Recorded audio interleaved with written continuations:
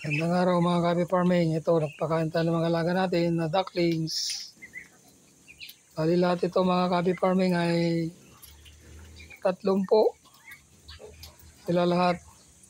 Bali ang age ng mga ito mga Kabi Farming ay 1 month and 1 month and 2 weeks. Yung iba, yung malaki.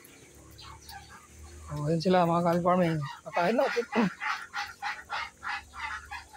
Pakain natin sila.